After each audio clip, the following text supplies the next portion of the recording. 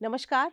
मैं डॉक्टर कुसुम राय इतिहास विषय की सहायक प्राध्यापक हूँ और मैंने इतिहास विषय से पीएचडी की उपाधि हासिल की है। मैं नेट सेट उत्तीर्ण हूँ और मुझे जेआरएफ भी अवार्ड हुई है। आज का जो हमारा टॉपिक है वो आपके दूसरा पेपर है आपका main currents of world history. उसके 5वें यूनिट का टॉपिक है कि क्या परिस्थितियां थीं जिससे द्वितीय विश्व युद्ध हुआ, द्वितीय विश्व युद्ध के कारण, उसके परिणाम और उसके प्रभाव के बारे में हम विस्तार से बात करेंगे। द्वितीय विश्व युद्ध के कारण, घटनाएं, परिणाम एवं प्रभाव। तो इस स्लाइड में हम समझेंगे कि द्वितीय विश्व युद्ध के क्या कारण हुए, क्या कारण थे जिसके फलस्वरूप प्रथम विश्व युद्ध के बाद फिर से द्वितीय विश्व युद्ध हो गया। मतलब 20 वर्षों का जो संघर्ष विराम हुआ, उसके बाद ऐसी क्या परिस्थितियां निर्मित हुई जिसके कारण फिर से ये पूरा विश्व जो था वो द्वितीय विश्व युद्ध के कगार पर आकर खड़ा हो गया। तो इन कारणों की विस्तार से व्याख्या बहुत सारे स्लाइड्स में की गई है ताकि आप सब इसको बहुत अच्छी प्रकार से समझ पाएं। प्रथम विश्व युद्ध के बाद उन परिस्थितियों को बताया गया है जिसके फलस्वरूप पूरा विश्व फिर से विश्व युद्ध के समक्ष खड़ा हो गया। इसके बाद द्वितीय विश्व युद्ध के जो विभिन्न चरण हैं, हम जैसा कि ज्ञात है कि द्वितीय विश्व युद्ध 6 वर्षों तक बहुत लंबा चलने वाला युद्ध था। तो इन 6 चरणों को विस्तार से बताया गया है कि किस चरण में कौन सा राष्ट्र इस युद्ध में सम्मिलित हुआ और फिर किस प्रकार से मित्र राष्ट्रों की इस युद्ध में विजय जो थी वो संभव हुई। इसके बाद द्वितीय विश्व युद्ध के परिणाम के बारे में हम विस्तार से समझेंगे कि क्या परिणाम हुए द्वितीय विश्व युद्ध के, और उन परिणामों को हम आज तक उनकी जो परिणाम है वो आज भी विश्व को प्रभावित कर रहे हैं और इसके प्रभाव को और विस्तार से हम समझेंगे। क्या कारण थे जिसके कारण जो था विश्व युद्ध हुआ। तो सबसे जो पहला कारण है वह है वर्साई की संधि। तो ये लर्निंग ऑब्जेक्टिव्स जो हैं आपके, तो पहला आप समझेंगे कि वर्साई की संधि की जो त्रुटियां थी, वस्तुतः पेरिस शांति सम्मेलन जो हुआ था उसमें जर्मनी के साथ वर्साई की संधि जो थी वो संपन्न की गई थी। तो इसकी त्रुटियों को आप समझेंगे क्योंकि इन्हीं के कारण जो था यह द्वितीय विश्व युद्ध जो था वो प्रारंभ हुआ। उसके बाद राष्ट्रसंघ की असफलता, जैसा कि आपने पिछली इकाई में पढ़ा है कि प्रथम विश्व युद्ध के बाद फिर से युद्ध की संभावना को न्यून करने के लिए, समाप्त करने के लिए राष्ट्रसंघ की स्थापना की गई थी। परंतु क्या राष्ट्रसंघ संपूर्ण विश्व में शांति स्थापित कर पाया, और अगर नहीं कर पाया तो क्यों नहीं कर पाया, इसको भी हम विस्तार से समझेंगे। इसके बाद हम देखेंगे कि अधिनायकवादी शक्तियों का उदय क्यों हुआ। आखिर प्रथम विश्व युद्ध के बाद सारे राष्ट्र के जो प्रमुख थे, जो विजयी राष्ट्रों के प्रमुख थे, फ्रांस के राष्ट्रपति क्लेमेंसु, फ्रांस के प्रधानमंत्री क्लेमेंसु, अमेरिका के राष्ट्रपति विल्सन, जो ये 3 बड़े थे, इन्होंने ये कोशिश की थी कि लोकतंत्र की विजय हो। लेकिन क्या लोकतंत्र की विजय हो पाई? क्या विश्व के समक्ष लोकतंत्रवादी शक्तियां शक्ति के रूप में स्थापित हो पाई जो उनकी कल्पना थी? और जिन विल्सन के 14 सूत्रों के आधार पर जर्मनी ने समर्पण किया था, क्या उनका पालन हुआ? तो ऐसा नहीं हो पाया। तो हम समझेंगे कि राष्ट्रसंघ क्यों असफल हुआ, क्यों अधिनायकवादी शक्तियों की विजय हुई, क्यों लोकतंत्र कमजोर हुआ। तो इसकी विस्तार से व्याख्या की गई है। उसके बाद जैसा कि ज्ञात है कि प्रथम विश्व युद्ध से पूर्व भी जो विश्व था वो बहुत सारे गुटों में विभाजित था, अपने अपने सबके स्वार्थ थे। पर वही परिस्थितियां फिर क्यों निर्मित हो गई, तो इस गुटबंदी को भी हम विस्तार से देखेंगे। इसके बाद तुष्टीकरण की नीति, ये बहुत ही महत्वपूर्ण कारण है। तुष्टीकरण क्या है? तुष्टीकरण की नीति वस्तुतः ये कुछ राष्ट्रों का स्वार्थ है जिसके चलते जर्मनी, इटली, ये जो शक्तियां थी, इन्होंने बार बार राष्ट्रसंघ का उल्लंघन किया, संधियों का उल्लंघन किया, लेकिन अपने निहित स्वार्थों के चक्कर में इनके ऊपर सही प्रकार से प्रतिबंध जो था वो नहीं लगाया गया। इसके बाद अगला महत्वपूर्ण कारण है निरशस्त्रीकरण के प्रयासों की असफलता।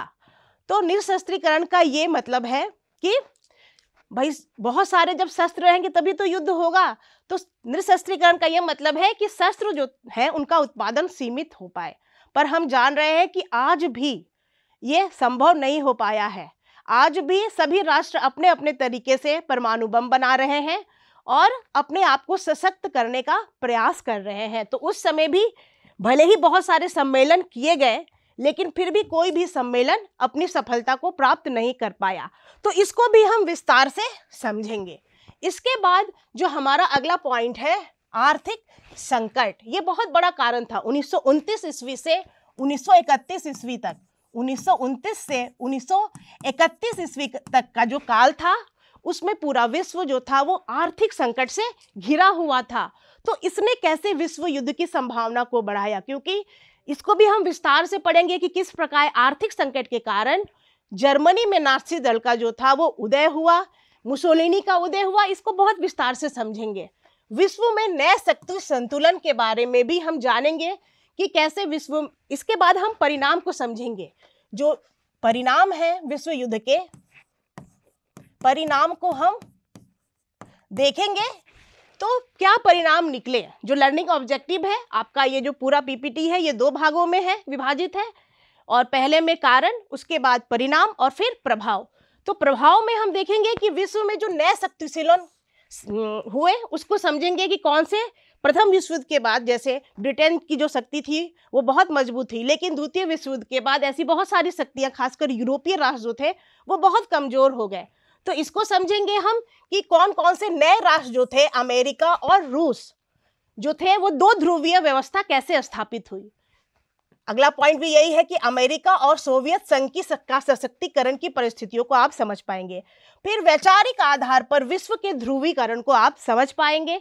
गुट निरपेक्ष आंदोलन, ये बहुत ही महत्वपूर्ण है। जैसा कि ज्ञात है, पहले भी आपने पढ़ा है कि हमारे पूर्व प्रधानमंत्री जो थे स्वर्गीय जवाहरलाल नेहरू, वो गुट निरपेक्ष आंदोलन के प्रणेता थे। तो ये आंदोलन क्यों लाया गया, क्या कारण थे और इसके क्या परिणाम निकले, इसको भी हम समझेंगे। इसके अलावा जो ध्रुवीकरण हुआ साम्यवाद और पूंजीवादी शक्तियों का, तो उसको भी आप देखेंगे कि उसके चलते विश्व में बहुत सारे सैन्य संगठनों का विकास हुआ, बहुत सारे राष्ट्र उनसे जुड़े। तो इसको भी समझेंगे। और सबसे महत्वपूर्ण ये जो परिणाम है ये बहुत ही महत्वपूर्ण है, और हमारे देश, हमारे भारत देश के लिए ये बहुत महत्वपूर्ण रहा, क्योंकि द्वितीय विश्व युद्ध के बाद भी हमारे जैसे बहुत सारे देशों को स्वतंत्रता प्राप्त हुई। तो इसको हम विस्तार से समझेंगे कि किस प्रकार प्रथम विश्व युद्ध के बाद जो साम्राज्यवादी शक्तियां थीं वो कमजोर क्यों हुई, जबकि द्वितीय विश्व युद्ध जो था वो साम्राज्यवाद के लिए ही लड़ा गया था। साम्राज्यवादी शक्तियां इसलिए लड़ रही थी ताकि उनकी शक्ति में वृद्धि हो, पर ऐसा हुआ नहीं। इसका परिणाम जो था वो बिल्कुल इसके उलट निकला।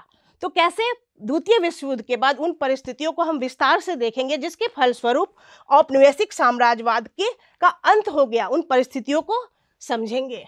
अब जो सबसे महत्वपूर्ण कारण है वर्साई की संधि, वर्साई की संधि की त्रुटियां। इसको समझने से पहले हम पहले समझते हैं पेरिस शांति सम्मेलन। क्या था पेरिस शांति सम्मेलन? आपने प्रथम विश्व युद्ध के बाद पहले की जो पीपीटीज है उनमें समझा होगा कि प्रथम विश्व युद्ध के बाद पेरिस शांति सम्मेलन जो था वो आयोजित किया गया था। उस शांति सम्मेलन में 3 लोगों की भूमिका जो थी वो बहुत महत्वपूर्ण थी। अमेरिका के राष्ट्रपति विल्सन और फ्रांस के क्लीमेंसो, इनकी बहुत ही महत्वपूर्ण भूमिका थी। फ्रांस के प्रधानमंत्री क्लीमेंसो की और ब्रिटेन के प्रधानमंत्री की, इनकी बहुत ही ज़्यादा महत्वपूर्ण भूमिका थी। ये 3 बड़े कहलाते हैं इतिहास में, इनकी बड़ी महत्वपूर्ण भूमिका थी। लेकिन क्या ये अपनी भूमिका को निभाने में सफल रहे? तो इसका जवाब है नहीं। अगर ये जो शक्तियाँ थी उस समय, जो विजयी शक्तियाँ थी, अगर वो चाहती तो फिर से ये विश्व युद्ध की परिस्थितियाँ बिल्कुल भी नहीं निर्मित होती। लेकिन इन्होंने इस मौके को, जो पेरिस शांति सम्मेलन में इनको मौका मिला था, उस मौके को इन्होंने अपने हाथ से गंवा दिया। और उन्होंने जो संधियां की वो बिल्कुल भी ऐसी थी जिसके चलते विश्व में अधिनायकवादी शक्तियों का उदय हुआ। तो उन्होंने जो मुख्य संधि जिसने विश्व को विश्व युद्ध की कगार पर खड़ा किया वह थी वर्साई की संधि। ये की गई थी जर्मनी के साथ। जर्मनी के साथ ये संधि की गई थी, परंतु ये बिल्कुल भी संधि नहीं थी, क्योंकि ये एक पक्षीय संधि थी। इसमें जो विजेता शक्तियां थी उन्होंने जर्मनी के साथ बिल्कुल भी उसको दबाव में डालकर उसके साथ ये संधि संपन्न की थी। वस्तुतः अगर हम कहें कि जबरदस्ती जर्मनी के प्रतिनिधियों से इस पर हस्ताक्षर कराए गए थे शांति संधियों से, तो ये बिल्कुल सही है। जर्मनी के प्रतिनिधि जब वर्साय पहुंचे तो उनके साथ कैदियों जैसा बर्ताव किया गया और उन्हें कहीं भी जाने की इजाजत नहीं थी, जिसके चलते जर्मनी और उसकी जनता का आत्मसम्मान जो था वो तार तार हो गया। अब क्या प्रावधान थे इसके? सबसे पहला जो कारण है, जर्मनी के अनेक प्रदेश छीनकर दूसरे राज्यों को दे दिए गए थे। ये बहुत ही महत्वपूर्ण कारण है। इसकी नींव जो थी जर्मनी और फ्रांस की प्रतिद्वंद्विता की, हम शुरू से पढ़ते आ रहे हैं, आपने पिछले यूनिट्स में भी पढ़ा है कि लगातार जर्मनी और फ्रांस में बहुत काल से मतभेद थे, है ना। फ्रांस नहीं चाहता था कि जर्मनी का एकीकरण हो। हम बात कर रहे हैं 1870 की, परंतु जर्मनी ने फ्रांस को हराकर संधि संपन्न की और उस समय उसने अल्सेस और लारेन ये दो प्रदेश जो थे ये उससे लिए थे 1870 ईस्वी में। अब जब ये दो प्रदेश उसने उस समय उससे ले लिए थे, उसके बाद फ्रांस और जर्मनी में लगातार जो थी वो परिस्थितियां निर्मित होती रहती थी, वो मित्र राष्ट्र बनाते रहते थे। लेकिन जब तक बिस्मार्क था तब तक उसने सारे चीज़ों को संभाल के रखा, तो वैसी परिस्थितियां निर्मित नहीं हुई। बाद के समय में अब जब ये मौका मिला था किसको, फ्रांस के पास ये मौका था कि वो चाहता तो संबंध को सुधार सकता था, लेकिन उसने ऐसा नहीं किया। अब कौन कौन से प्रदेश, क्या नुकसान हुआ उसको, तो सबसे पहले अल्सेस लारेन का जो क्षेत्र था वो उससे ले लिया गया। उसके बहुत सारे उपनिवेश जो थे वो विजेताओं ने छीन लिए। इसके जो उपनिवेश थे वो थे अफ्रीका के उपनिवेश, उसको छीन लिया गया। प्रशांत महासागर के 4 द्वीप जो थे उसको छीन लिया गया, उसको ले लिया गया। तो इसको बहुत ज्यादा प्रादेशिक नुकसान जो था वो झेलना पड़ा। लगभग 13% इसके क्षेत्र छीन लिए गए जो थे। 15% कृषि भूमि इनकी कम हो गई, 12% पशुधन कम हो गए। तो बहुत ज्यादा इसको नुकसान जो था विजेताओं ने लगाया। अब बात करें जो मुख्य प्रावधान जिससे बहुत ज्यादा आपत्तियां थी, सैनिक संख्या में अत्यधिक कटौती कर दी गई। लगभग इनकी जो सैन्य संख्या थी वो 1 लाख के आसपास सीमित कर दी गई। और उसके बाद जो इसकी नौसेना थी, नौसेना को भी सीमित कर दिया गया, नौसेना को सीमित कर दिया गया। वस्तुतः ऐसे प्रावधान किए गए कि जर्मनी फिर कभी खड़ा न हो पाए। से नौसेना में कटौती कर देगी। उसके औद्योगिक क्षेत्र बहुत सारे छीन लिए गए। उसके जो कोयला के क्षेत्र थे उसका 2/3 भाग छीन लिया गया। जो जस्ते का क्षेत्र छीन लिया गया, शीशे का क्षेत्र जो था वो भी छीन लिया गया। तो बहुत ज्यादा उसको नुकसान जो था वो झेलना पड़ा औद्योगिक क्षेत्र के समय। और उसके अलावा एक और धारा थी 231, जिससे उसको बहुत ज्यादा 231 धारा, एक्चुअली वर्साय की संधि में पूरी 440 धाराएं थी, पर जो सबसे ज्यादा आपत्तिजनक थी वो धारा 131 और आर्थिक प्रावधान। इसके जो आर्थिक प्रावधान थे वो जर्मनी को अस्थायी रूप से कमजोर करने के लिए लक्षित थे। क्या किया गया उससे अगर हम कहें तो कोरे चेक पर हस्ताक्षर जो थे वो करा लिए गए। जर्मनी से कोरे चेक पर हस्ताक्षर करा लिए गए तो ताकि वो हमेशा जो था वो पंगु रहे। अब हम बात करते हैं धारा 231 की। 231 की धारा के अंतर्गत ये कहा गया जर्मनी को विश्व युद्ध स्टार्ट करने का दोषी माना गया। मतलब ये था कि सबसे बड़ा दोष किसका था, तो जर्मनी का था, कि जर्मनी के कारण ही जो था वो द्वितीय विश्व युद्ध प्रारंभ हुआ। और ये इस चीज को न जर्मनी की जनता कभी भी भूल नहीं पाई। वो हमेशा चाहती रही कि किसी प्रकार से वर्साय की संधि जो थे वो समाप्त हो जाए, क्योंकि जो भी प्रावधान किए गए वो राष्ट्रीय अपमान के लिए थे। उससे जर्मन की जनता आहत हो गई। कहा भी जाता है कि जो आर्थिक प्रावधान थे वो बहुत ही ज्यादा मूर्खतापूर्ण थे। तो जैसा कि एजबर्जर जो संधि संपन्न करने में प्रमुख था, उसने कहा भी है कि 60 मिलियन देशवासियों का राष्ट्र जो है वो कभी मर नहीं सकता। इसलिए जब हम वर्साई की संधि की बात करते हैं तो ये एक आरोपित संधि थी, इसको हम आरोपित संधि की संज्ञा देते हैं।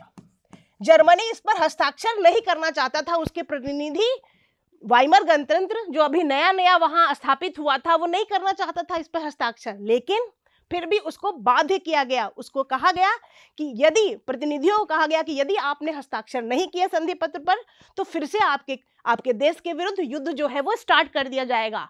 तो इसलिए इसको हम कहते हैं कैसी संधि थी ये एक आरोपित संधि थी, जिसमें एक पक्षीय संधि थी। ये संधि बहुत ही ज्यादा मूर्खतापूर्ण थी, क्योंकि बहुत अच्छा मौका था ये क्लीमेंसो के पास, ब्रिटेन के प्रधानमंत्री के पास और अमेरिका के प्रधानमंत्री विल्सन के पास बहुत ही अच्छा मौका था। वो चाहते तो एक अस्थाई संधि का निर्माण कर सकते थे, ऐसी संधि जिससे कि फिर से विश्व जो था विश्व युद्ध की तरफ अग्रसर ना हो, परंतु उन्होंने ऐसा बिल्कुल भी नहीं किया। उन्होंने ऐसी संधि ला दी जिससे जो जर्मनी था वो आहत हो गया और वो मौका ढूंढता रहा कि कैसे वर्साई की संधि को तोड़ा जाए और कैसे अपने सम्मान को प्राप्त किया जाए। तो वस्तुतः ये बहुत ही नकारात्मक संधि थी, ये सकारात्मक संधि बिल्कुल भी नहीं थी। और विश्व युद्ध का सबसे प्रमुख कारण जो था वो वर्साई की संधि ही है। इसके अलावा और भी संधियां हैं, उसको हम आगे देखेंगे। जैसा कि प्रसिद्ध इतिहासकार E.H. कार ने भी कहा है कि यह जो संधि थी यह कोई संधि नहीं थी, यह आरोपित संधि थी और जर्मनी की जनता जो थी वो इस संधि से बहुत असंतुष्ट थी। वो चाहती थी कि इस संधि को समाप्त कर दिया जाए। इसके बाद मार्शल फार्स ने भी इस संधि के बारे में कहा है कि यह जो संधि थी यह कोई संधि नहीं थी, वस्तुतः यह संधि 20 वर्षों का संघर्ष विराम थी। 20 वर्षों के बाद, जैसा कि हम सभी को विदित है, कि विश्व फिर से द्वितीय विश्व युद्ध की कगार पर खड़ा हो गया। अधिनायकवादी शक्तियों का उदय, जो हमारा अगला पॉइंट है द्वितीय विश्व युद्ध के कारण का, बहुत ही महत्वपूर्ण कारण है, वो है अधिनायकवादी शक्तियों का उदय। इसमें सबसे पहले हम देखेंगे कि क्या परिस्थितियां थी जिससे अधिनायकवादी शक्तियों का उदय हुआ। जबकि प्रथम विश्व युद्ध के बाद जो पेरिस शांति सम्मेलन हुआ था उसमें राष्ट्रपति विल्सन, लॉयड जॉर्ज ब्रिटेन के प्रधानमंत्री और फ्रांस के प्रधानमंत्री क्लीमेंसो, ये सब चाहते थे कि विश्व के रंगमंच पर प्रजातंत्र का उदय हो, उदारवाद का उदय हो, जो लोकतांत्रिक शक्तियां हैं वो मजबूत हों, और इनको स्थापित करने के प्रयास किए गए थे। परंतु जो शांति संधियां थी उनमें बहुत सारे राष्ट्र जो थे वो क्या थे, असंतुष्ट थे। राष्ट्र असंतुष्ट था, वहां की जनता असंतुष्ट थी। तो जब जनता असंतुष्ट थी तो जनता क्या चाहेगी, जनता चाहेगी कि वो संतुष्ट हो जाए। जो राष्ट्र को अपमानित किया गया था, बहुत सारे राष्ट्र की आकांक्षाओं को दबाया गया था।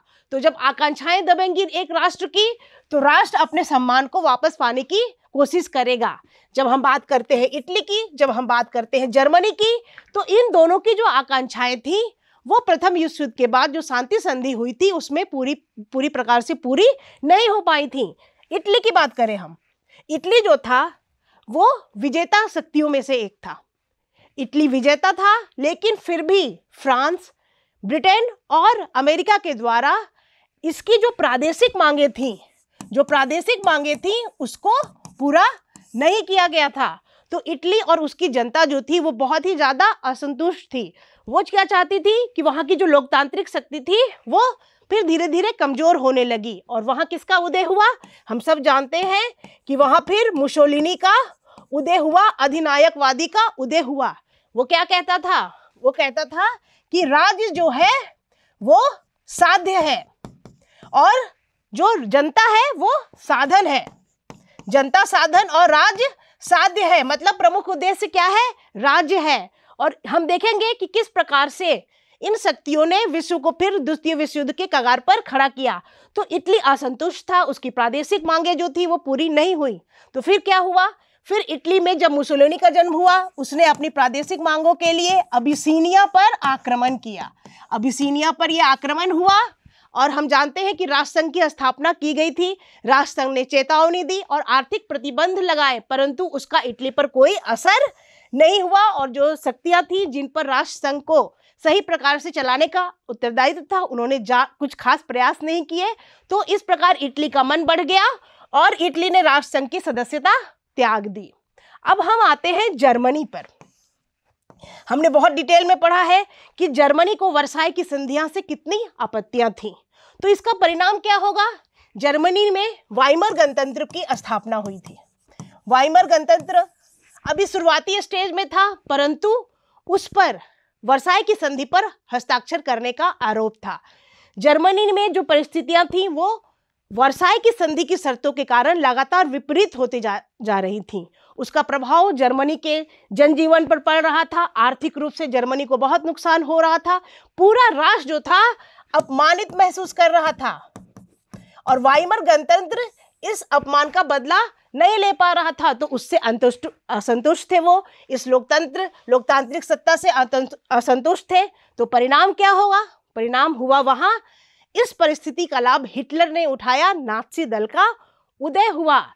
1929 से 31 के बीच जो मंदी हुई, उसके बाद जो थी परिस्थितियां पूरी प्रकार से हिटलर के अनुकूल हो गई। नाज़ी दल वहां चांसलर बन गया हिटलर, उसकी विजय हुई और उसके बाद के समय में उसने और अपनी शक्तियों को बढ़ाना स्टार्ट कर दिया और वर्साई की संधि की धाराओं को तोड़ना शुरू किया और फिर विश्व युद्ध के कगार पर खड़ा हो गया। अब हम बात करते हैं जापान की। जापान भी एक सैन्य शक्ति था। जापान भी सैन्य शक्ति था और वहाँ भी अधिनायकवादी सत्ता की स्थापना हुई। वो भी चाहता था कि वो अपने साम्राज्य का विस्तार करे। वहाँ भी साम्राज्यवादी जो आकांक्षा थी वो चरम पर थी। तो उसने चीन के मंचूरिया पर आक्रमण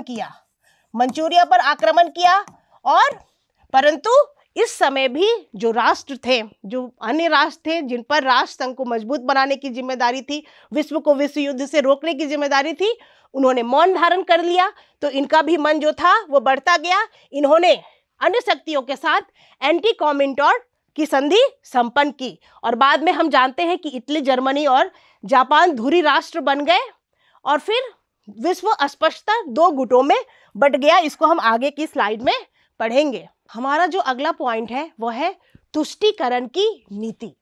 क्या है तुष्टीकरण की नीति और क्यों इसको अपनाया राष्ट्रों ने? अब जर्मनी ने क्या किया? उग्र विदेश नीति का सहारा लिया, वर्साई की संधि को तोड़ना स्टार्ट कर दिया। परंतु क्यों जो राष्ट्र थे उन्होंने इसका विरोध नहीं किया। अब फ्रांस चाहता तो था इसका विरोध करना, लेकिन चाह कर भी वो जर्मनी को रोकने में क्या रहा? असमर्थ रहा। क्यों असमर्थ रहा? तो उस समय जो एक बड़ी शक्ति था अमेरिका, वो निसंगता की नीति पर चल रहा था, आइसोलेशन की नीति पर चल रहा था। वो बिल्कुल अलग थलग था। वो यूरोपीय मामलों में दखल अंदाजी नहीं करना चाह रहा था। अब उसका जो एक और मित्र राष्ट्र था इटली, वो क्या कर रहा था? वो जो था वो शांति संधियों से असंतुष्ट था। तो वो जर्मनी से ही जाकर मिल गया। तो फिर उसने भी जर्मनी का बिल्कुल भी विरोध नहीं किया, वो जब उसने उग्र विदेश नीति को अपनाया। अब इंग्लैंड जो था वो भी एक विश्व की महाशक्ति था, तो अपने हितों के कारण वो क्या चाहता था कि जर्मनी समृद्ध रहे। हम जानते हैं कि इंग्लैंड जो था वो व्यापारिक रूप से बहुत संपन्न था, तो वो चाहता था कि शक्ति संतुलन जो है वो बना रहे। किनके बीच? जर्मनी और फ्रांस के बीच शक्ति संतुलन का जो सिद्धांत था, तो वो नहीं चाहता था कि जर्मनी जो है वो बहुत ज्यादा कमजोर हो। अगर जर्मनी बहुत ज्यादा कमजोर होगा तो निश्चित रूप से फ्रांस मजबूत हो जाएगा। तो वो इन दोनों शक्तियों के बीच संतुलन चाहता था। इसके अलावा एक बहुत ही महत्वपूर्ण चीज है साम्यवाद। आपने पढ़ा भी होगा कि प्रथम विश्व युद्ध के समय ही रूस में साम्यवादी क्रांति हुई और वहां साम्यवाद का उदय हुआ। और इंग्लैंड जो था वो नहीं चाहता था कि साम्यवादी शक्तियां जो हैं वो विश्व के रंगमंच पे ज्यादा प्रभावशाली हो, तो वो जर्मनी को साम्यवाद की राह में रोड़ा चाहता था। वो चाहता था कि जर्मनी इन शक्तियों को भी संतुलित करे। तो इसलिए जैसे जब भी जर्मनी ने वर्साई की संधि की शर्तों को तोड़ा, तो इंग्लैंड ने अपने निहित स्वार्थों के कारण इसका बहुत ज्यादा विरोध नहीं किया। तो फिर जर्मनी ने क्या किया? एक एक करके वर्साई की संधि की शर्तों को तोड़ना प्रारंभ कर दिया, जिसको कि हम आगे की स्लाइड्स में देखेंगे। अब उसने उग्र विदेश नीति का जो था वो संचालन शुरू किया। तो क्या किया उसने, हम जानते हैं कि जैसे जैसे जर्मनी में जो हिटलर था वो अपनी स्थिति मजबूत करता गया और विश्व के रंगमंच पे जब उसका विरोध कम होने लगा, इंग्लैंड ने निहित स्वार्थों के चलते उसका विरोध नहीं किया, तो फ्रांस चाहकर भी उसको संतुलित नहीं कर पा रहा था। तो अब धीरे धीरे उसने वर्साई की एक एक संधि की एक एक शर्तों को तोड़ना शुरू किया। उसने सबसे पहले जो सैन्य, जो उसको कहा गया था कि उसकी सेना जो सीमित कर दी गई थी, तो संधि की उस धारा को तोड़ा और जर्मनी में अनिवार्य सैन्य सेवा को प्रारंभ कर दिया। इसके बाद उसने ऑस्ट्रिया पर हमला कर दिया और इस पर भी जो अन्य शक्तियां थी वो चुप रही, शांत रही। तो उसका मन जो था वो बहुत बढ़ गया, उसने चेकोस्लोवाकिया पर अटैक कर दिया और इस मामले में फ्रांस और इंग्लैंड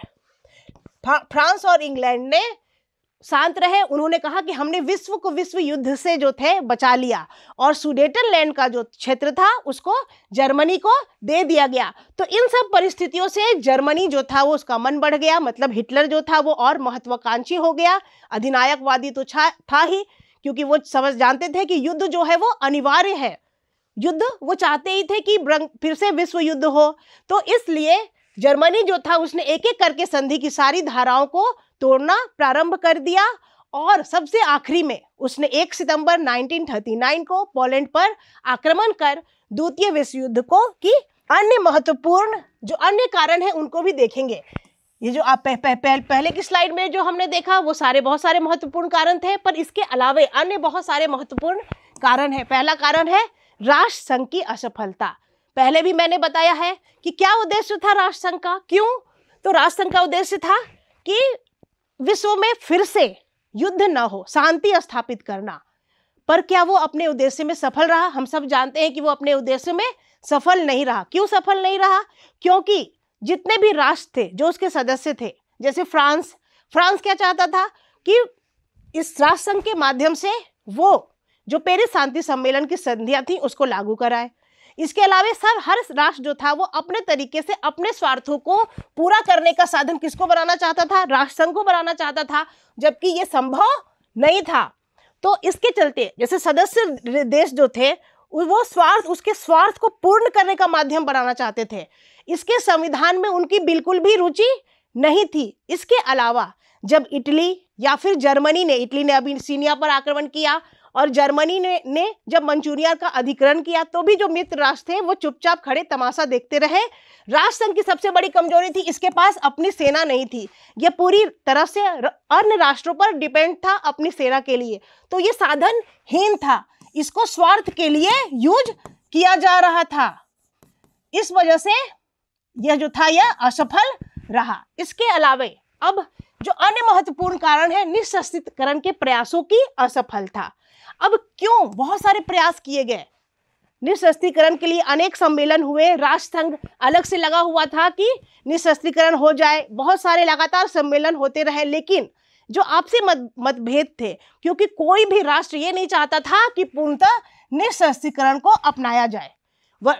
हम जानते हैं कि वर्साई की संधि से जर्मनी का शस्त्रीकरण को बिल्कुल समाप्त कर दिया गया था, उसकी सेना 1 लाख तक सीमित कर दी गई थी, लेकिन अन्य राष्ट्रों ने इसके लिए कोई प्रयास नहीं किया गया था। बार बार सम्मेलन होते हैं परंतु सम्मेलन असफल हो गए। एक महत्वपूर्ण सम्मेलन था जिनेवा में जो संपन्न हुआ था।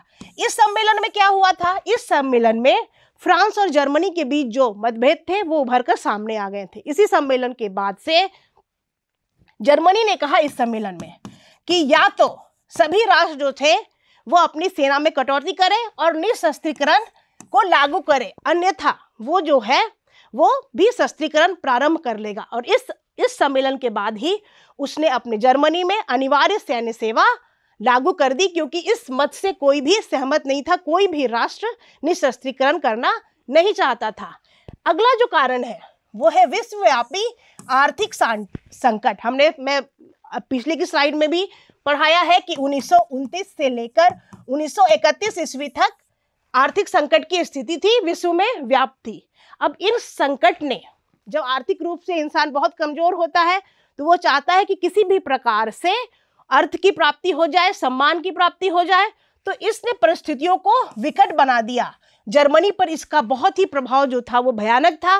तो जर्मनी ने इसके बाद ही जो नासीवादी शक्तियां थी वो ज्यादा खुलकर सामने आई और उन्होंने फिर विश्व बेरोजगारी भी समस्या बहुत गहन हो गई। तो इन सब से जो था अधिनायकवादी शक्तियों को प्रश्रय मिला और फिर से और हर राष्ट्र जो था वो अपने निहित स्वार्थों को आगे लेकर आगे बढ़ने लगा, क्योंकि सबके यहाँ आर्थिक संकट से स्थितियां जो थी वो बिगड़ रही थी।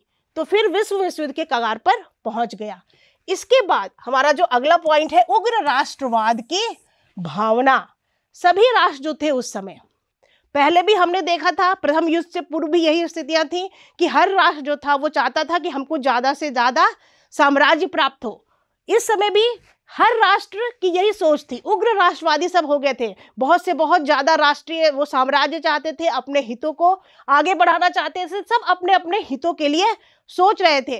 पूरे विश्व के लिए कोई भी सही प्रकार से सोचने के लिए तैयार नहीं था। सभी राष्ट्र जो थे अपने राष्ट्रीय हित के बारे में सोच रहे थे, अपने स्वार्थ के लिए वो किसी भी सीमा तक जाने को तैयार थे, किसी भी सीमा तक जाने को वो तैयार थे अगर उनकी स्वार्थों की पूर्ति हो रही थी। ये पूरी उग्र राष्ट्रवादी भावनाएं जो थी सभी राष्ट्रों में घर कर गई थी। हर राष्ट्र अपने अपने हिसाब से सोच रहा था, अपने स्वार्थ को आगे ले जाकर सोच रहा था। तो इस राष्ट्रवादी की जो उग्र राष्ट्रवादी भावना थी, इसके चलते विश्व जो था वो द्वितीय विश्व युद्ध के कगार पर पहुंच गया। अब फिर से वही परिस्थितियां हमने पहले पढ़ा है। प्रथम विश्व युद्ध के समय भी विश्व जो की गुटबंदी हो गई थी, गुटों का निर्माण हुआ था। इस समय भी धुरी राष्ट्रों, है ना, हमने पढ़ा है कि रोम में, बर्लिन में और टोक्यो में अधिनायकवादियों का उदय हुआ। इन्होंने आपस में क्या किया, संधि कर ली। रोम, बर्लिन और टोक्यो धुरी का निर्माण हुआ। एक तरफ ये थे और दूसरी तरफ अब इंग्लैंड, फ्रांस और सोवियत रूस और अमेरिका, ये दो गुट जो थे, विश्व जो था द्वितीय विश्व युद्ध के पूर्व फिर से स्पष्ट रूप से दो गुटों में विभाजित हो गया। और जैसे ही ये गुटबंदी हुई तो द्वितीय विश्व युद्ध की परिस्थितियां निर्मित हो गई। मैंने बताया भी कि पोलैंड पे आक्रमण किया, वर्साई की संधि की धाराओं को जर्मनी ने तोड़ना प्रारंभ किया और जैसे ही वो हुआ कि विश्व जो था वो विश्व युद्ध की कगार पर पहुंच गया। मैंने पिछली स्लाइड में बताया था कि वर्साई की संधि की धाराओं को जर्मनी लगातार तोड़ रहा था और वो लगातार तोड़ रहा था, धीरे धीरे आगे बढ़ रहा था। तो सारे राष्ट्रों की एक सीमा थी, वो उस सीमा तक बर्दाश्त कर पाए। सुडेटनलैंड के मामले में, चेकोस्लोवाकिया का जो अंग था उसके मामले में फ्रांस और इंग्लैंड ने तुष्टीकरण की नीति का पालन किया था। उन्हें लगा कि इसके बाद जर्मनी आगे प्रयास नहीं करेगा, पर ऐसा बिल्कुल भी नहीं हुआ, क्योंकि जर्मनी जो था वो लगातार आगे बढ़ता जा रहा था। पोलैंड की बात हम करते हैं। एक्चुअली पोलैंड के साथ जो था वर्साई की संधि में पूर्वी जो क्षेत्र था जर्मनी का, उस क्षेत्र का बहुत सारा हिस्सा जो था उसको काटकर पोलैंड का राष्ट्र जो था वो वर्साई की संधि में निर्मित किया गया था। यहां तक तो फिर भी ठीक था, लेकिन पोलैंड के अंदर से ही डैंजिंग का जो बंदरगाह है उसको दिया गया और पोलैंड के अंदर से एक रास्ता बनाया गया था जिससे कि पोलैंड समुद्री तट तक पहुंच जाए। तो पोलैंड बहुत ही महत्वपूर्ण है, ये पूर्वी सीमा पर जर्मनी के बनाया गया था और इसके बीच से, मतलब जर्मनी के बीच से एक रास्ता दिया गया था ताकि पोलैंड जो था वो समुद्र तक पहुंच जाए। तो यही पोलैंड जो था, इसी से विश्व युद्ध की शुरुआत हुई। हमने पहले भी पढ़ा है पिछली स्लाइड में वर्साई की संधि। तो वर्साई की संधि से ही पोलैंड का निर्माण हुआ था और यही पोलैंड जो था वो द्वितीय विश्व युद्ध प्रारंभ करने का प्रमुख कारण बना। 1 सितंबर 1939 ईस्वी को, यह बहुत ही महत्वपूर्ण तिथि है। इस तिथि को जर्मनी ने क्या किया, जर्मनी ने पोलैंड पर आक्रमण कर विश्व युद्ध का आगाज कर दिया 1 सितंबर 1939 को। इसके बाद 3 सितंबर को ब्रिटेन और फ्रांस ने इसको रोकने की कोशिश की और लेकिन जर्मनी जो था वो रुकने वाला नहीं था। तो फिर 3 सितंबर को फ्रांस और जर्मनी ने क्या किया, फिर अटैक कर दिया और युद्ध जो था वो प्रारंभ हो गया, द्वितीय विश्व युद्ध प्रारंभ हो गया। तो इसका प्रथम चरण जो है ये बहुत सारे चरणों में हुआ, हर चरण में कुछ कुछ मूल घटनाएं जो थी वो घटित हुई। तो पहला चरण जो था इसका 1 सितंबर 1939 से 21 जून 1941 तक। इस समय में मैंने बताया आपको कि पोलैंड पर आक्रमण के साथ जो था युद्ध आरंभ हो गया। इसमें फ्रांस, बेल्जियम, नीदरलैंड, लक्समबर्ग और ब्रिटेन पर जर्मनी का आक्रमण हुआ। युद्ध का पश्चिमी और उत्तरी यूरोप तक, अभी ये युद्ध क्या था, पश्चिमी और उत्तरी यूरोप तक सीमित था। इसके बाद हम बात करते हैं इसके द्वितीय चरण की। 22 जून 1941 ईस्वी से 6 दिसंबर 1941 ईस्वी तक। अब इसमें जर्मनी और इटली द्वारा अफ्रीका में फ्रांस और ब्रिटेन के उपनिवेशों पर आक्रमण हुआ। जर्मनी द्वारा रूस पर आक्रमण किया गया। ये एक बड़ा राष्ट्र है, ये प्रमुख घटना है इस काल की। रूस पर आक्रमण और पूर्वी मोर्चा जो था वो आरंभ हो गया। इसके बाद जो तीसरा चरण है वो है 7 सितंबर 1941 से 7 नवंबर 1942 ईस्वी तक। इसमें जापान ने क्या किया, ये बहुत ही महत्वपूर्ण कारण है, ये ऑब्जेक्टिव में पूछा भी गया है। जापान द्वारा पर्ल हार्बर पर आक्रमण किया गया। अमेरिका, अब पर्ल हार्बर जो था अमेरिका में था, तो इससे अब अमेरिका जो था, जो निस्संगता की नीति पर चल रहा था, वो भी युद्ध में शामिल हो गया। अमेरिका एक बड़ा राष्ट्र था, तो अब इसके बाद अमेरिका विश्व युद्ध में शामिल हो गया। अब इससे क्या हुआ कि धुरी राष्ट्रों की स्थिति जो थी वो कमजोर हो गई। और इधर जापान ने क्या किया, दक्षिण पूर्वी एशिया में जापान का प्रभाव वो लगातार दक्षिण पूर्वी एशिया में बढ़ता जा रहा था। उसने एक नारा दिया था, एशिया वासियों के लिए। परंतु जापान इधर बढ़ रहा था दक्षिण पूर्वी एशिया में, और परंतु मित्र राष्ट्र जो थे, हमने बात की अमेरिका, रशिया, ब्रिटेन, फ्रांस, इन लोगों ने यूरोप में अपनी स्थिति जो थी वो सुदृढ़ कर ली। नीदरलैंड को जर्मनी से मुक्त कर लिया गया। काकेशस पर मित्र राष्ट्रों का अधिकार हो गया। यूरोप में जर्मनी का विस्तार जो था वो रुक गया। तो ये महत्वपूर्ण चरण है, इसमें जर्मनी को रोक लिया गया। इसके बाद जो सबसे आखिरी चरण है, चतुर्थ चरण, वह चला 8 नवंबर 1942 से 6 मई 1945 ईस्वी तक। इसमें क्या हुआ, अफ्रीका में जर्मनी और इटली के प्रयासों को असफल कर दिया गया। मित्र राष्ट्रों ने पहले इटली को पराजित किया, फिर पश्चिमी मोर्चे को खोलकर जर्मनी को 2 दिशाओं से घेरकर उसको पराजित किया। अब सबसे आखिरी बात, जापान की पराजय। अमेरिका ने 6 तारीख को ही इस पर आक्रमण कर दिया। किससे, जापान के हिरोशिमा और नागासाकी पर परमाणु बम से हमला कर दिया। बहुत ही भयानक विध्वंस हुआ। 90% इमारतें जो थी वो हिरोशिमा की धराशायी हो गई। लगभग 7,50,000 व्यक्ति जो थे वो परमाणु बम के हमले में मारे गए। अब इसके बाद इन शक्तियों ने आत्मसमर्पण कर दिया। तो आप अच्छी प्रकार से, मैं समझ रही हूँ कि सारी घटनाओं को समझ गए होंगे, क्योंकि इसके बाद अब हम जो बात करेंगे वो बात करेंगे परिणामों की। अभी हम थोड़ा सा रिवाइज कर लें कि हमने आखिर क्या पढ़ा। हमने पढ़ा कि वर्साय की संधियों में ही द्वितीय विश्व युद्ध के बीज निहित थे। मैं समझ सकती हूँ कि आप इस पॉइंट को बहुत भली प्रकार समझ गए हैं। मैंने पूरी कोशिश की है कि आप वर्साय की संधि की त्रुटियों को भली प्रकार समझ जाएं। अब हम बात करते हैं दूसरा, राष्ट्र संघ के पास अपनी सैन्य शक्ति नहीं थी, तो उसके फलस्वरूप क्या हो गया भाई, जो राष्ट्र थे उन्होंने अपने निहित स्वार्थ के लिए इसका फायदा उठाया, या फिर कि इसकी अवहेलना की, इसको नहीं माना। बहुत सारे राष्ट्रों ने इसका त्याग कर दिया। हम जानते हैं कि अमेरिका राष्ट्र संघ का खुद ही सदस्य नहीं बना। फ्रांस और इंग्लैंड अपने स्वार्थ को छोड़ पाते तो विश्व युद्ध के कगार पर नहीं पहुंचता। हम समझ रहे हैं, फ्रांस की भी बात की है मैंने, इंग्लैंड की तुष्टिकरण की नीति को भी समझा है भली प्रकार के, कि यह चाहता था कि रूस को क्या करे, मैनेज कर ले। रूस की साम्यवादी ताकतें जो है वो कमजोर हो, तो उसको कमजोर होने के लिए उसने जर्मनी पर भली प्रकार अंकुश नहीं लगाया। फ्रांस अपने स्वार्थों से बंधा हुआ था, इंग्लैंड अपने व्यापारिक लाभ को चाहता था, तो वो अपना स्वार्थ छोड़ ही नहीं पाए। तो फिर विश्व को 20 वर्षों के बाद ही विश्व जो था वो विश्व युद्ध के कगार पर पहुंच गया।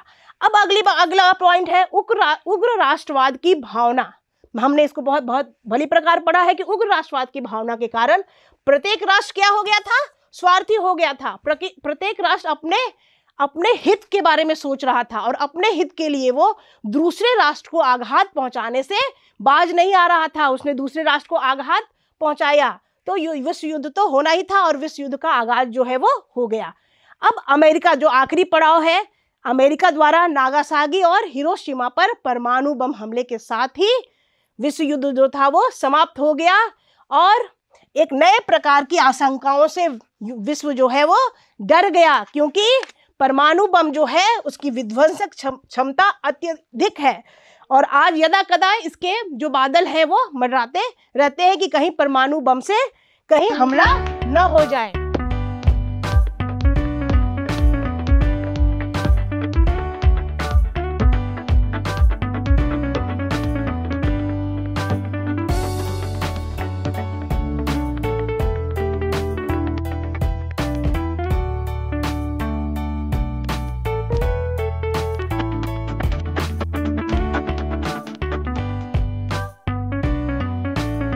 अब कुछ महत्वपूर्ण ऑब्जेक्टिव प्रश्न है जिनको कि हम समझ लेते हैं। वर्साय संधि शांति संधि नहीं है, यह केवल 20 वर्षों के लिए युद्ध विराम है। यह कथन किसका था? तो हमारे जो विकल्प है, राष्ट्रपति विल्सन, या फिर क्लीमेंसू जो फ्रांस के प्रधानमंत्री थे, या फिर लॉर्ड जॉर्ज। तो हमारा विकल्प जो सही है वो है मार्शल फॉस। मैंने बताया भी था स्लाइड्स में कि वर्साय की संधि शांति संधि नहीं थी, यह 20 वर्षों का युद्ध विराम है। यह कथन है मार्शल फॉस का। दूसरा जो प्रश्न है, पोलैंड पर जर्मनी का आक्रमण कब हुआ? 3 सितंबर को, 1 सितंबर को, 4 सितंबर को या 2 सितंबर को? तो हमने इसको बहुत बार रिपीट किया है मैंने, तो आपको याद हो गया होगा कि 1 सितंबर 1939 को। हमारा अगला जो ऑब्जेक्टिव है वो है राष्ट्र संघ द्वारा आक्रमणकारी देश के विरुद्ध आर्थिक कार्यवाही किस संकट के समय की गई थी? तो इसको भी मैंने बहुत डिटेल में पढ़ाया है। अबिसिनिया संकट के समय इटली ने अपने प्रादेशिक इच्छाओं को संतुष्ट करने के लिए जो अफ्रीकी देश है अबिसिनिया, उस पर आक्रमण किया था।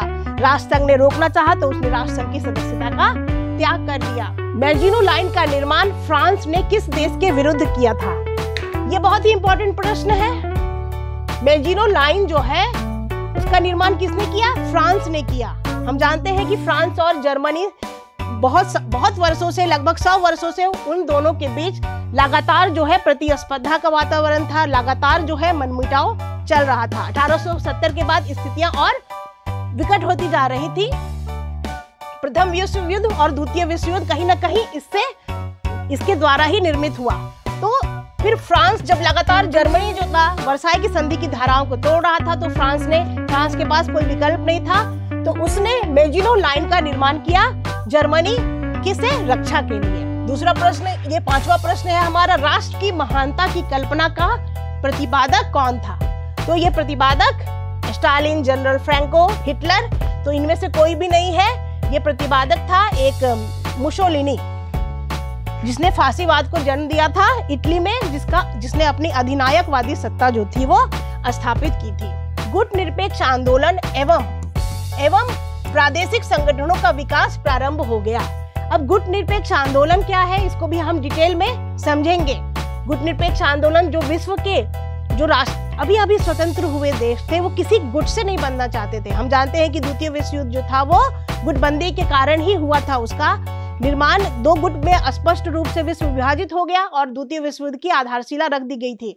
तो जो नए स्वतंत्र हुए देश थे वो नहीं चाहते थे कि वो किसी एक गुट या वैचारिक आधार पर किसी एक संगठन के साथ मिले, तो उन्होंने एक तीसरे संगठन की नींव रखी। एक तीसरा गुट निरपेक्ष आंदोलन जो था वो चलाया, जिसमें हमारे स्वर्गीय प्रधानमंत्री जवाहरलाल नेहरू की प्रमुख भूमिका थी। इसके अलावा प्रादेशिक संगठनों का विकास भी हुआ। सीटो, नाटो, वार्सा पैक्ट जैसे बहुत सारे सैन्य संगठनों का विकास हो गया। यूरोप का, लेकिन फिर से यूरोप का 2 खेमों में विभाजन हो गया, साम्यवादी और पूंजीवादी। अब सबसे महत्वपूर्ण परिणाम जो था वो द्वितीय विश्व युद्ध का, जो हम कहेंगे कि पॉजिटिव परिणाम जो निकला, राष्ट्रीयता का प्रसार और औपनिवेशिक साम्राज्यवाद का अंत हो गया। जबकि ये जो युद्ध था ये साम्राज्य के लिए ही लड़ा गया था, और लेकिन परिणाम जो था वो इसका बिल्कुल भी अपोजिट निकला। राष्ट्रीयता का प्रसार हो गया, इसमें रूजवेल्ट की प्रमुख भूमिका थी राष्ट्रीयता के प्रसार में, अटलांटिक चार्टर, और साम्राज्यवाद का जो था वो अंत हो गया। अब हम पढ़ेंगे विश्व युद्ध के परिणाम। विश्व इतिहास का सर्वाधिक जो था यह विनाशकारी युद्ध था। इसको कैसे विनाशकारी था? तो एटम बम के प्रयोग से विनाशकारी युग के नए युग का सूत्रपात हो गया। ये बहुत ही स्पष्ट परिणाम जो हमें दिख रहा है कि विध्वंसक क्षमता जो है वो परमाणु बम की अत्यधिक थी। विश्व अचंभित हो गया उसकी विध्वंसक क्षमता से, और एक नया डर था वो विश्व के रंगमंच पर छा गया कि एटम बम के प्रयोग से अत्यधिक विनाश जो है वो संभव है। हिरोशिमा और नागासाकी पर आक्रमण जब हुआ और उसके बाद उनका जो विनाश हुआ, अत्यधिक व्यक्ति जो थे वो मारे गए। इस युद्ध में लगभग 1 करोड़ असैनिक नागरिक बमबारी या जहाज के डूबने के कारण मृत्यु को प्राप्त हुए थे। दोनों पक्षों के 2.5 करोड़ से अधिक सैनिक मारे गए थे और लोगों के घरों और संपत्ति के विनाश का अनुमान लगाना मुश्किल है। इसमें कुछ और महत्वपूर्ण चीजें जो थी वो घटित हुई कि एटम बम का प्रयोग किया गया, और इसके अलावा जो स्थल सेना है, स्थल सेना का जो ये था वो कम हो गया महत्व, और वायु सेना जो थी उसकी महत्ता अत्यधिक रूप से स्थापित हो गई। वायु सेना सबसे ज्यादा महत्वपूर्ण समझी जाने लगी, और उसके बाद विनाशकारी क्षमता वाले नए आग्नेयास्त्रों का, नए शस्त्रों का प्रयोग प्रारंभ हो गया, जिसकी विनाश की क्षमता जो थी वो असीमित है। सबसे जो महत्वपूर्ण कारण जिसका प्रभाव हमारे भारत देश पर भी पड़ा, हम सब इससे परिचित हैं कि द्वितीय विश्व युद्ध के बाद जब ब्रिटेन कमजोर हो गया तो फिर भारत को स्वतंत्रता जो थी वो प्राप्त हो गई। औपनिवेशिक साम्राज्यवाद का अंत द्वितीय विश्व युद्ध राष्ट्रीय आकांक्षाओं, आर्थिक हितों तथा साम्राज्य की रक्षा के उद्देश्य से लड़ा गया था। द्वितीय विश्व युद्ध राष्ट्रीय आकांक्षाओं, आर्थिक हित भी महत्वपूर्ण थे, लेकिन जो इसका परिणाम निकला ये जस्ट इसके उलट निकला। साम्राज्यवादी आकांक्षाएं किसी की पूरी नहीं हुई। जो मजबूत राष्ट्र थे जैसे ब्रिटेन, वो क्या हो गया? Britain, France, Holland, Belgium, Italy आदि देशों के एशिया और अफ्रीका के साम्राज्य का अंत हो गया। एशिया और अफ्रीका के अनेक उपनिवेश समाप्त हो गए। ब्रिटेन जो था बहुत बड़ा साम्राज्यवादी देश था, हमारे देश में भी उसकी सत्ता थी, परंतु विश्व युद्ध के बाद उसकी शक्तियां जो थी वो बहुत कमजोर हो गई। हम जानते हैं कि विश्व युद्ध के बाद अमेरिका और रूस के रूप में एक नए शक्ति संतुलन का विकास हुआ। ब्रिटेन कमजोर हो गया, तो वो जो थे अब साम्राज्यवाद को अंकुश नहीं लगा पा रहे थे, और इसके अलावा हर देश में राष्ट्रीयता की मांग जो थी वो बढ़ती जा रही थी। तो जब राष्ट्रीयता की मांग बढ़ती जा रही और उसको हैंडल नहीं कर पा रहे, तो ब्रिटेन से भी बहुत सारे राष्ट्र जो थे वो स्वतंत्र हुए। वर्मा, मलाया, हमारा भारत देश, फ्रांस के जो उपनिवेश थे, हिंद चीन में जो फ्रांस का उपनिवेश था वो भी स्वतंत्र हो गया। हॉलैंड का उपनिवेश वो भी स्वतंत्र हो गया। तो एशिया और अफ्रीका दोनों जगह स्वतंत्रता आंदोलन प्रारंभ हुआ। बहुत सारे देश जो थे वो स्वतंत्र हो गए, अनेक उपनिवेश जो थे वो समाप्त हो गए। साम्यवाद का प्रसार, हमने स्पष्ट रूप से देखा है कि इंग्लैंड नहीं चाहता था कि साम्यवादी शक्तियां जो है वो मजबूत हो, परंतु और इसके चलते वो जापान, ये जर्मनी को लेकर तुष्टीकरण की नीति का पालन लगातार कर रहा था, परंतु ऐसा संभव नहीं हो पाया। द्वितीय विश्व युद्ध के बाद ही साम्यवादी शक्ति जो रूस थी वो बहुत तेजी से उसका कृषि का विकास हुआ, आर्थिक बहुत उन्नति की उसने, वहां साम्यवादी सरकार लगातार मजबूत हुई और विश्व के बहुत सारे देश में साम्यवादी सत्ता जो थी वो स्थापित हुई। तो साम्यवाद जो था वो बहुत मजबूत हो गया, काफी उसकी स्थिति बेहतर होगी, बहुत लाभ प्राप्त हुआ। साम्यवादी विचारधारा का भी तेजी से प्रसार हुआ। हर राष्ट्र में हम देखेंगे कि साम्यवादी विचारधारा जो थी वो स्पष्ट रूप से दिखती है। पार्टियों का निर्माण हुआ साम्यवाद से जो प्रभावित थी। पूर्वी यूरोप तथा बाल्कन प्रदेशों, Romania, Hungary, Bulgaria, Yugoslavia, Poland, पूर्वी जर्मनी, अल्बानिया, चीन, उत्तर कोरिया तथा वियतनाम में साम्यवादी सरकारों की स्थापना हुई। साम्यवादी प्रसार को रोकने का प्रयास पूंजीवादी देश बहुत ज्यादा प्रयास कर रहे थे कि साम्यवादी क्रांति जो थी वो रुक जाए, साम्यवाद का प्रसार न हो, परंतु द्वितीय विश्व युद्ध के तत्काल बाद बहुत सारे देशों में हमने ये नाम देखे हैं, साम्यवादी सत्ता जो थी वो स्थापित हो गई। हम आज भी देखते हैं कि अमेरिका का जो है वो एक प्रमुख महाशक्ति है। एक्चुअली साम्यवाद की जब हम बात करते हैं तो 90 ईस्वी में जब रूस का विघटन हो गया, सोवियत रूस का, तो साम्यवाद थोड़ा कमजोर हो गया। वैसे चाइना में आज भी साम्यवाद जो उसको मैनेज किए हुए है, बहुत अच्छी सरकार वहां चल रही है, बहुत मजबूती से चीन उभरा है, परंतु अमेरिका जो था वो द्वितीय विश्व युद्ध के बाद एक प्रमुख महाशक्ति के रूप में उभरा। क्यों, कैसे उभरा? विश्व युद्ध का ज्यादा प्रभाव अमेरिका पर नहीं पड़ा। हमने पढ़ा कि तृतीय चरण में जब पर्ल हार्बर पर आक्रमण हुआ जापान के द्वारा, उसके बाद अमेरिका जो था वो द्वितीय विश्व युद्ध में शामिल हुआ। वो उससे पहले निस्संगता की नीति पर चल रहा था। वो बहुत ज़्यादा इन मामलों में इंटरफेयर, यूरोपीय मामलों में बहुत ज़्यादा इंटरफेयर नहीं कर रहा था। वो अपने विकास पर ध्यान दे रहा था। और परमाणु बम के प्रयोग के बाद वो स्पष्ट रूप से ब्रिटेन जो था वो कमजोर हुआ। मैंने स्पष्ट बताया कि ब्रिटेन क्या हुआ, कमजोर हुआ, जो एक प्रमुख प्रथम विश्व युद्ध के बाद एक प्रमुख विश्व की महाशक्ति था, एक साम्राज्यवादी शक्ति था ब्रिटेन।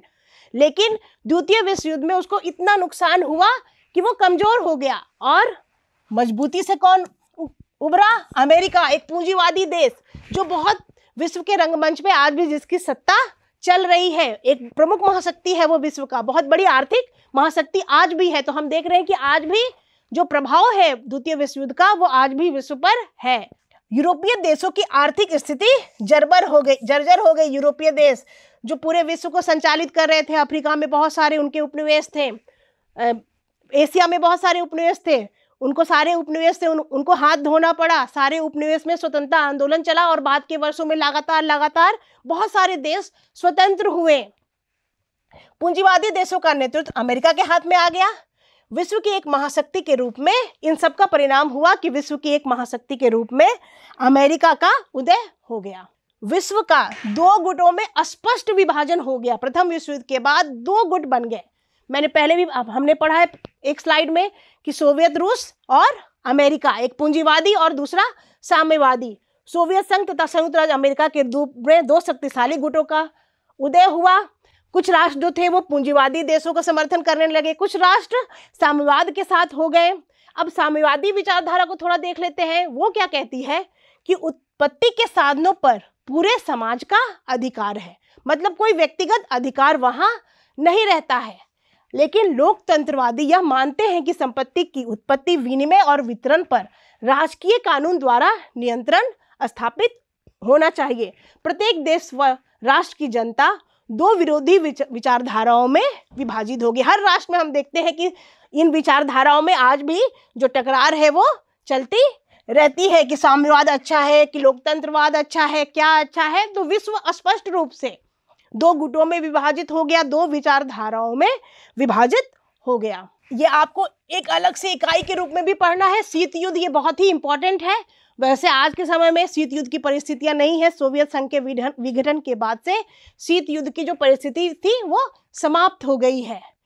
अब शीत युद्ध क्या है? हुआ क्या कि विश्व, अब जब दो गुट स्पष्ट बन गए तो फिर दोनों गुटों के बीच युद्ध स्पष्ट रूप से नहीं हुआ। विचारधाराओं का हर प्रश्न पे दोनों में मतभेद उभर कर सामने आने लगे। लगातार जो थे वो युद्ध का माहौल बनता था, यद्यपि स्पष्ट युद्ध नहीं होता था। तो इसी परिस्थिति को हम शीत युद्ध की संज्ञा देते हैं। तीव्र मतभेद हुआ, हर समस्या के संबंध में उनके बीच क्या हुआ? मतभेद उत्पन्न होने लगा। प्रत्यक्ष युद्ध नहीं हुआ, आरोप प्रत्यारोप का दौर जो था वो चलता रहा। और इस स्थिति को भी किस चीज की संज्ञा दी जाती है? शीत युद्ध की। अब एक और इंपॉर्टेंट परिणाम है संयुक्त राष्ट्र संघ की स्थापना, है ना। फिर से प्रथम विश्व युद्ध के बाद प्रत्येक राष्ट्र यह चाहता था कि युद्ध जो है वो ना हो, परंतु ऐसा संभव नहीं हुआ। इसके लिए राष्ट्र संघ की स्थापना की गई थी। राष्ट्र संघ की स्थापना की गई थी, परंतु इसकी शक्तियां सीमित थी। परंतु अब फिर से सभी राष्ट्रों ने संयुक्त राष्ट्र संघ की स्थापना की। अब इसका भी उद्देश्य था विश्व को विश्व युद्ध की विभीषिका से बचाने के लिए। यह तिथि बहुत ही महत्वपूर्ण है। 24 अक्टूबर 1945 ईस्वी को राष्ट्र संघ की स्थापना की गई। और हम आज तक देख रहे हैं कि संयुक्त राष्ट्र जो है एक हद तक अपने उद्देश्यों को प्राप्त करने में सफल रहा है। प्रत्यक्ष विश्व के बहुत सारे देशों, वैसे आज बहुत सारे युद्ध हमारे यहाँ चल रहे हैं, परंतु प्रत्यक्ष रूप से सभी राष्ट्र उसमें सम्मिलित नहीं है। तो विश्व को लगातार बहुत समय तक विश्व युद्ध की परिस्थितियों से संयुक्त राष्ट्र संघ ने बचाकर रखा है। ये उसकी बड़ी सफलता है। अब गुट निरपेक्षता की नीति का उदय। गुट निरपेक्ष आंदोलन चला, क्योंकि बहुत सारे नए नए राष्ट्र जो थे वो स्वतंत्र हुए थे। मिस्र के राष्ट्रपति, हमारे प्रधानमंत्री, पूर्व प्रधानमंत्री जवाहरलाल नेहरू, इन लोगों की प्रमुख भूमिका थी। मिस्र, ये सारे जो देश थे, इन्होंने मिलकर गुट निरपेक्षता नीति को आरंभ किया, एक आंदोलन के रूप में ये उभरा, और विश्व के करीब 102 देश जो थे वो इसके सदस्य थे। दोनों महाशक्तियां विश्व के राष्ट्रों पर अपना प्रभाव स्थापित करना चाहती थी, लेकिन जो नए स्वतंत्र हुए देश थे, है ना, वो नहीं चाहते थे कि वो किसी एक के प्रभाव में आए, और एक के प्रभाव में आएंगे तो दूसरी शक्ति जो है वो उससे नाराज हो जाएगी, और वो नहीं चाहते थे कि फिर से ऐसी कोई परिस्थितियां बने। राष्ट्र किसी एक शक्ति या गुट के साथ मिलकर दूसरी शक्ति या गुट को नाराज नहीं करना चाहते थे। तो इन्होंने क्या किया, इन्होंने गुट निरपेक्ष आंदोलन की शुरुआत की। भारत, मिस्र और युगोस्लाविया के द्वारा इस आंदोलन को प्रारंभ किया गया। प्रादेशिक संगठनों का विकास। उत्तरी अटलांटिक संगठन, उत्तरी अटलांटिक संधि संगठन, नाटो। अब जब ये ऐसी परिस्थितियां निर्मित हो जाएंगी, जब शीत युद्ध की परिस्थिति निर्मित हो जाएगी, तो फिर बहुत सारे जो राष्ट्र है वो क्या करेंगे, अपनी सुरक्षा को लेकर चिंतित हुए। तो फिर अलग अलग प्रकार की जो थी वो संगठन जो थे, संधि संगठन फिर से स्थापित हुए। नाटो, दक्षिण पूर्वी एशिया शक्ति संगठन, सीटो, बगदाद पैक्ट, और साम्यवादी सुरक्षा संगठनों में वार्सा पैक्ट जो है वो बहुत ही ज्यादा महत्वपूर्ण है। अब हम बात करते हैं द्वितीय विश्व युद्ध का प्रभाव। क्या प्रभाव पड़ा विश्व पर? द्वितीय विश्व युद्ध का प्रभाव ये बहुत ही महत्वपूर्ण है। आणविक शक्ति के विकास ने यह साबित कर दिया कि अब ऐसे शस्त्रों का निर्माण संभव है जिसकी शक्ति जो है वो असीमित है। ध्वनि से भी तेज गति से चलने वाले बहुत सारे अस्त्रों का निर्माण आज के समय में किया जा सकता है, जिनकी मारक क्षमता जो है वो असीमित है। तो एक नए प्रकार के युग की शुरुआत जो है वो हो गई। 1940 ईस्वी के बाद सोवियत संघ तीव्र गति से आर्थिक विकास की ओर अग्रसर हो गया। हम जानते हैं कि बहुत दिनों तक वो विश्व की एक प्रमुख महाशक्ति रहा और बहुत ही ज्यादा आर्थिक विकास जो है उसने किया, और साम्यवाद की क्षमता भी रूस ने ही उजागर की। युद्ध के दौरान जापान ने यूरोपीय अजेयता की परंपरा को समाप्त कर दिया था। ये बहुत ही इंपॉर्टेंट परिणाम जो है वो निकला, क्योंकि जापान ने नारा दिया था एशिया वासियों के लिए।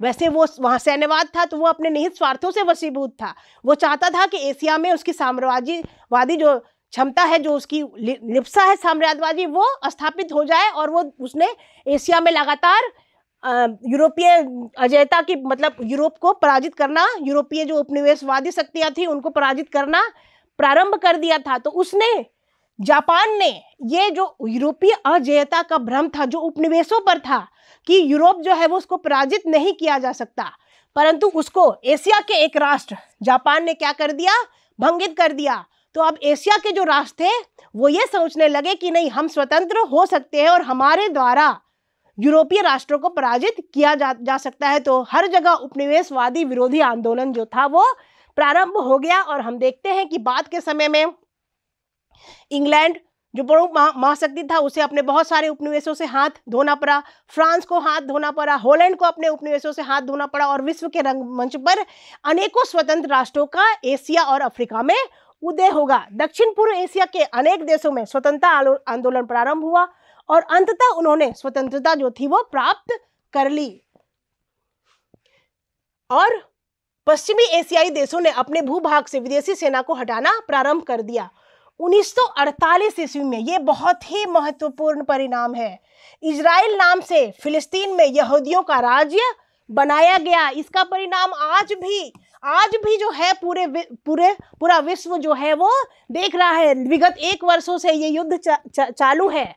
इजराइल नाम से जो यहूदियों का देश था, अमेरिका और ब्रिटेन के द्वारा यह देश स्थापित किया गया। फिलिस्तीन में एक नया राज्य बनाया गया, एक नया देश बनाया गया, परंतु अरबों ने कभी भी इसको स्वीकार नहीं किया। 1 साल से हम देख रहे हैं कि अभी भी वहां युद्ध जो है वो चल रहा है। युद्ध के बाद चीन में 1949 ईस्वी में साम्यवादी शासन की स्थापना हुई। यह एक बहुत ही बड़ी क्रांतिकारी घटना थी। 1949 ईस्वी में साम्यवाद की विजय कहाँ हुई? चीन में, और आज भी वो सफलतापूर्वक वहां कायम है। और एक और महत्वपूर्ण जो परिणाम निकला वो था कल्याणकारी राज्य की अवधारणा का विकास हुआ। विश्व युद्ध की परिस्थितियों में 6 साल तक लंबा चला यह विश्व युद्ध। इसके अंतर्गत बहुत ज़्यादा नुकसान हो रहा था और जो देश थे उन्होंने, सरकारों ने अपने लोगों के कल्याण के लिए बहुत सारे कार्य किए। तो फिर धीरे धीरे कल्याणकारी राज्य की अवधारणा का विकास जो है वो हो गया। अब हम देखेंगे, रिवीजन कर लें एक बार कि हमने क्या क्या चीजें पढ़ी हैं। द्वितीय विश्व युद्ध विश्व इतिहास का सर्वाधिक विनाशकारी युद्ध था, क्योंकि परमाणु बम का इसमें प्रयोग किया गया और बहुत सारे 6 साल तक लंबा चला। बहुत जन धन दोनों की बहुत ज्यादा हानि हुई इसमें। इस युद्ध का बहुत ही सकारात्मक परिणाम निकला। वो क्या था? औपनिवेशिक साम्राज्यवाद का अंत हो गया, मतलब एक युग की समाप्ति हो गई। जो बहुत समय से जो राष्ट्र दूसरों को उपनिवेश बनाकर अपने हितों के लिए उनका शोषण कर रहे थे, तो शोषण की ये परंपरा जो थी ये समाप्त हो गई। हम जानते हैं हमारे देश ने भी बहुत वर्षों तक गुलामी झेली है और द्वितीय विश्व युद्ध के बाद जो परिस्थितियां बनी उनसे हमारा भारत देश भी स्वतंत्र हो गया। अनेक नए राष्ट्रों का जन्म हुआ, अनेक राष्ट्रों ने स्वतंत्रता को प्राप्त किया। विश्व का 2 गुटों में विभाजन हो गया, साम्यवादी और पूंजीवादी, और अमेरिका का महाशक्ति के रूप में उदय हुआ। आज भी विश्व की वो एक प्रमुख महाशक्ति है। परमाणु बम के प्रयोग ने यह सिद्ध कर दिया कि यदि आने वाले समय में फिर से इस प्रकार के युद्ध हुए तो पूरी मानव जाति का विनाश संभव है। इसलिए हर राष्ट्र प्रयास करता है कि फिर से युद्ध की परिस्थितियां जो है वो निर्मित न हो पाए।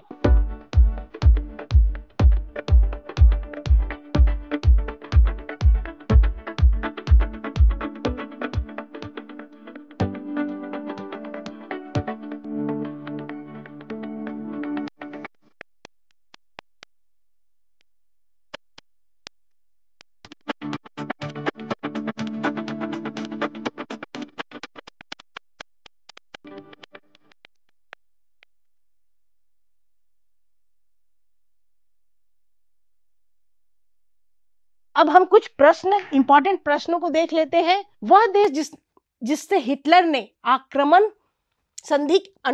संधि की, किंतु द्वितीय विश्व युद्ध में उस पर आक्रमण कर दिया, वो कौन सा देश था? सोवियत संघ। हम जानते हैं सोवियत संघ और हिटलर ये 2 अलग अलग चीजें हैं। दोनों राष्ट्रों में बिल्कुल कहीं भी कोई साम्य नहीं है। एक साम्यवादी है, एक अधिनायकवादी है, पर इनके बीच कौन सी संधि हुई थी? अनाक्रमक संधि हुई थी, मतलब हम एक दूसरे पर आक्रमण नहीं करेंगे। लेकिन जैसे ही विश्व युद्ध प्रारंभ हुआ, हिटलर ने सोवियत संघ पर आक्रमण कर दिया। अब द्वितीय विश्व युद्ध के परिणाम स्वरूप क्या हुआ भाई? संयुक्त राज्य अमेरिका के साथ सोवियत संघ का विश्व शक्ति के रूप में उदय हुआ। इसको बहुत डिटेल में मैंने समझाया है, तो ये आप समझ गए होंगे स्पष्ट रूप से। शीत युद्ध की शुरुआत कब हुई थी? शीत युद्ध कब हुआ? 1945 के बाद शीत युद्ध की परिस्थितियां जो थी वो निर्मित हो गई थी। इसको भी बहुत अच्छे से हमने समझा है, तो मुझे उम्मीद है कि आप देखकर ही प्रश्न का उत्तर जान गए होंगे। अगला जो महत्वपूर्ण प्रश्न है कि द्वितीय विश्व युद्ध के कारण किस शक्ति का पतन हुआ? तो यूरोपीय शक्ति का जो था वो पतन हो गया और विश्व के रंगमंच पे नई नई शक्तियों का जो था उदय हुआ। पढ़ने के लिए ये कुछ अन्य महत्वपूर्ण सामग्री है, इसको आप क्लिक करेंगे तो आप उन सामग्रियों पे पहुंच जाएंगे, तो आप और बेहतर प्रकार से द्वितीय विश्व युद्ध के कारण, परिणाम और उसका समग्र प्रभाव को समझ पाएंगे। तो मैं उम्मीद करती हूँ कि आप इस टॉपिक को बहुत अच्छे से समझ गए होंगे। आपने बहुत ध्यान से मेरे इस वीडियो कंटेंट को देखा, उसको सुना, और मैं उम्मीद करती हूँ कि आपने बहुत अच्छी प्रकार से इसको भली प्रकार से समझ लिया होगा। तो आप सबका बहुत बहुत धन्यवाद। Thank you.